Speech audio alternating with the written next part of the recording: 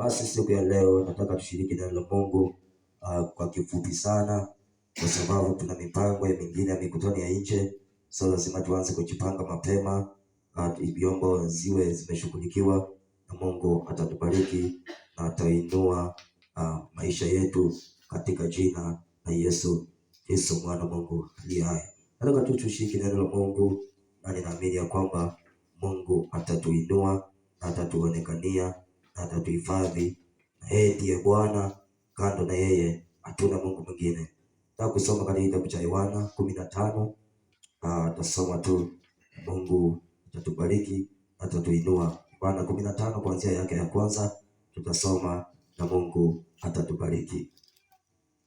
Biblia inasema hivi: mimi ndimi mzabibu wa kweli, na Baba yangu ndiye mkulima.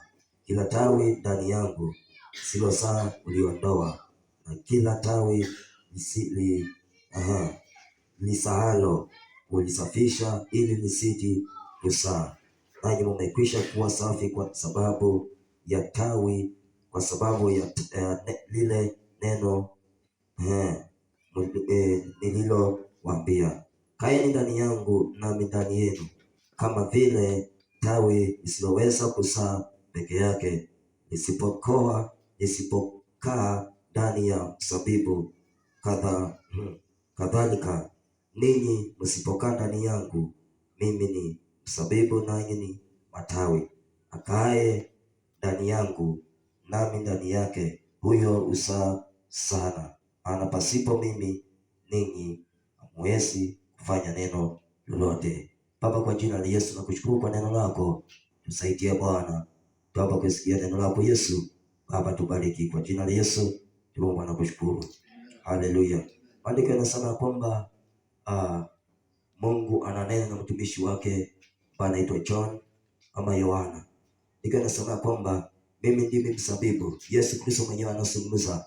Anasema kwamba mimi ndimi mzabibu na wa kweli, na Baba yangu ndiye mkulima. Biblia inasema kwamba Yesu ndiye mzabibu wa kweli na Mungu ndiye mkulima. Maandiko yanasema kwamba vile ambavyo tunafahamu kazi ya mkulima na kazi ya mzabibu.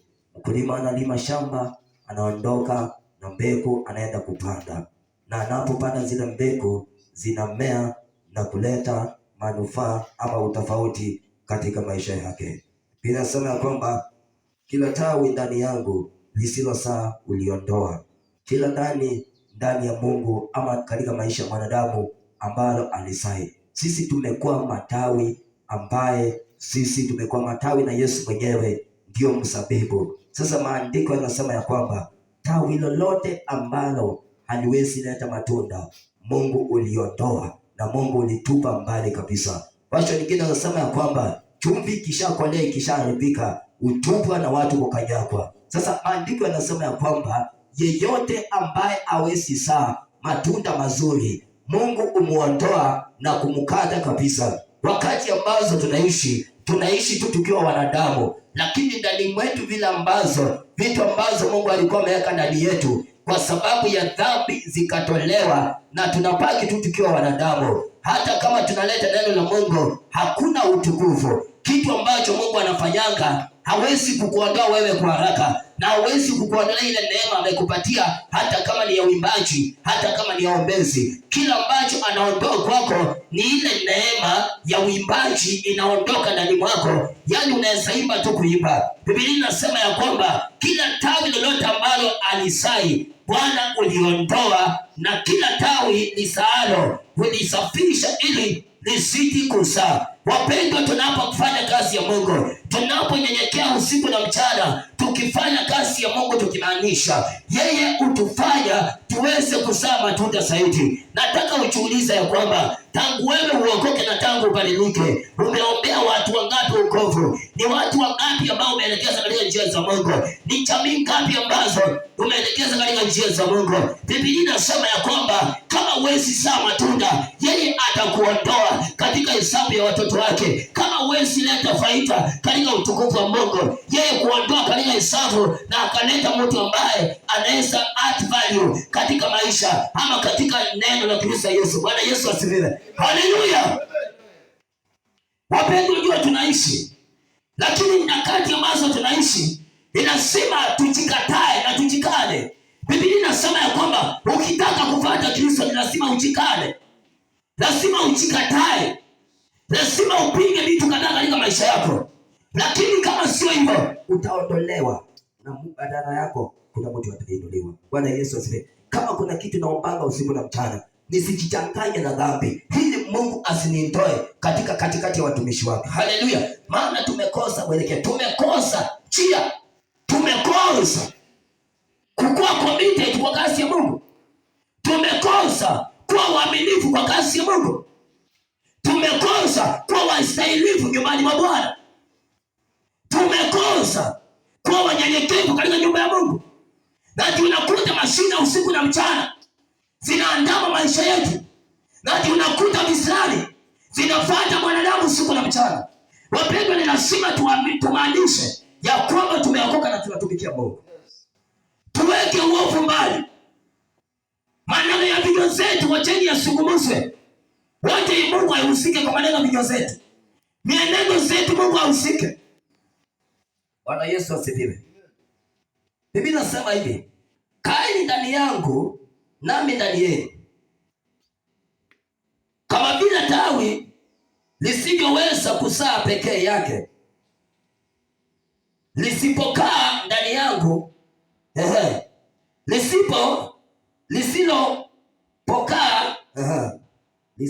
lisipokaa ndani ya mzabibu, kadhalika ninyi hamwezi fanya kazi bila kukaa kazi ndani ya Mungu. Pendwa, hauwezi hubiri kama hauko ndani ya Kristo. Hauwezi furahisha watu kama uko ndani ya Kristo. Hauko ndani ya Kristo. Mara mingi tumetaka kufurahisha wanadamu, tukaondoka katika njia za Mungu. Mara mingi tumependa sana njia zetu, zingine tunaona zinakuwa tabu sana. Bwana Yesu asifiwe.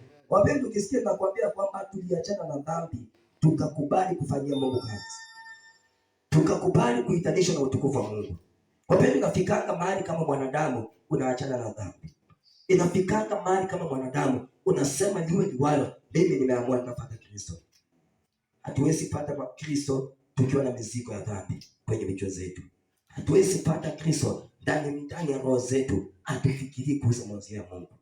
Lazima tukae katika njia za Mungu. Lazima tumpendeze Mungu. Wapendwa, tuliacha dhambi, watu dunia ikatuchukia. Ukiwa wewe si mwenye dhambi, kama huwezi fanya dhambi, huwezi furahisha dunia. Lakini rafiki wa dunia ni yule anafanya dhambi. Rafiki wa dunia ni yule anaenda kinyume na neno la Bwana. Rafiki wa dunia ni yule ambaye ajali Ukristo ni kusema nini. Bwana Yesu asifiwe. Wapendwa, lazima tukae katika njia za Mungu. Lazima tukae katika njia za Mungu. Tumaanishe vyote vile, lazima tukae katika njia za Mungu. Tunakuta kwamba kanisa wakati mwingi imejaa laana. Kanisa wakati mwingi imejaa masumbuko. Ni kwa sababu watu hawataki kukaa katika njia za Mungu. Wapendwa, tusiposikia neno la Mungu na kubadilisha, hata Mungu mwenyewe akikuja kutuhubiria, hatuwezi badilika. Lazima tusikie sauti ya Mungu siku na mchana. Tumheshimu Mungu. Tumheshimu Mungu. Wapendwa, kuacha dhambi ni kuheshimu Mungu. Kuepukana na dhambi ni kumheshimu Mungu. Kuepukana na laana ni kumheshimu Mungu.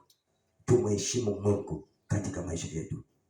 Tumheshimu Mungu katika ndoa zetu. Tumheshimu Mungu katika familia zetu. Maana Mungu anahitaji tufanye kazi yake. Mungu anahitaji tuelekee katika utukufu wake. Tumfurahishe Bwana. Tumfurahishe Bwana. Tumfurahishe Bwana. Ninakusihi tumfurahishe Bwana katika maisha yetu. Kuna malipo ambayo Mungu analipa. Tumfurahishe Mungu pekee. Tumkasirishe shetani. Tumpinge shetani na atatuoke. Katika jina la Yesu. Tusiendelee vitu ambazo inaangusha Ukristo. Tusikubali kabisa kutolewa katika njia za Mungu. Tusikubali kutumikia dunia bila kujua. Tusikubali kukaa kwa vikao ambazo hatufurahishi Mungu. Tusikubali kuitanishwa na watu ambao mwakomi Mungu.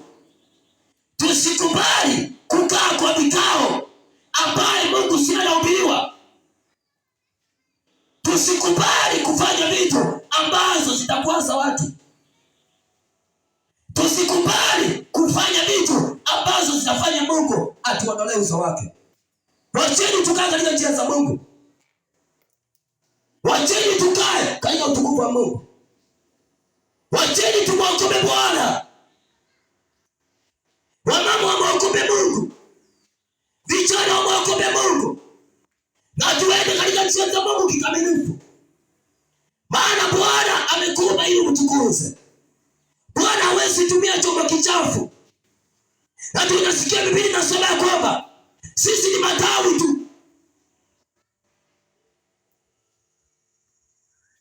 Bwana Yesu asifiwe.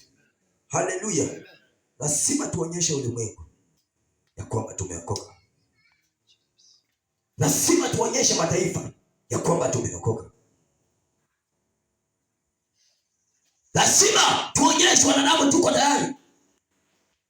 Lazima tuonyeshe ulimwengu ya kwamba tuko tayari na tumeamua kwenda katika njia za Mungu. Lazima ukubali kubadilika wewe. Bwana Yesu asifiwe. Uzuri wa dhambi inakuwa tamu sana. Lakini baadaye hapo mbele tu kidogo.